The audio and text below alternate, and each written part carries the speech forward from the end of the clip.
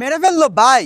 11 বছর একটি বাচ্চা মেয়ে শুধুমাত্র একটি মুসলিম মহিলার উপর না জেনে রং দেওয়ায় এই মুসলিম মহিলা এত রাগান্বিত হয়ে গেছে, ও দলবল নিয়ে 50-60 উগ্রপন্থী মুসলমানদেরকে নিয়ে এসে আমাদের ওই বাচ্চা মেয়ের ঘরে ওর পরিবার সহ মেয়েটিকে বেধড়ক মারধর করলো। তারপর আমাদের তরুণ কুমার ভাইকে মারতে মারতে একদম জানে শেষ করে ফেললো।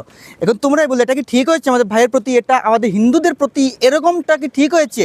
কিন্তু এই যে 30-40 জন মুসলমানরা ঢুকে আমাদের হিন্দু গজে অ্যাটাক করলো, আশেপাশের যে হিন্দুরা ভাইরা ছিল তার কোথায় ছিল ভাই?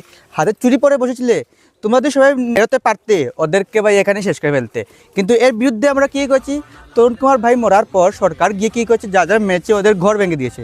আচ্ছা বলো ভাই, এই যে ঘর ভাঙ্গা হয়েছে, এই ঘর ভাঙ্গায় কি আমাদের ভাই ফিরে আসবে? না ভাই, আসতে পারবে না। এটা শুধু বদলানো হয়ে গেছে, রিভেঞ্জ হয়ে গেছে। কিন্তু আমাদের যে ভাইটাকে আমরা হারালাম তার কী হবে ভাই? তার ফ্যামিলির কী হবে? ওরা তো আর তরুণ কুমারকে ফিরে পাবে না। আমাদের হিন্দুদের মধ্যে না ভাই একতা বলতে কিচ্ছু নেই। আমাদের এক বাড়িতে ঝগড়া হলে মার ধরলে আর এক বাড়ির কেউ আসে না। কিন্তু মুসলমানদের মধ্যে একটা জিনিস দেখেছি ভাই, একজনের অসুবিধা হলে 100 জন পেয়ে যায়।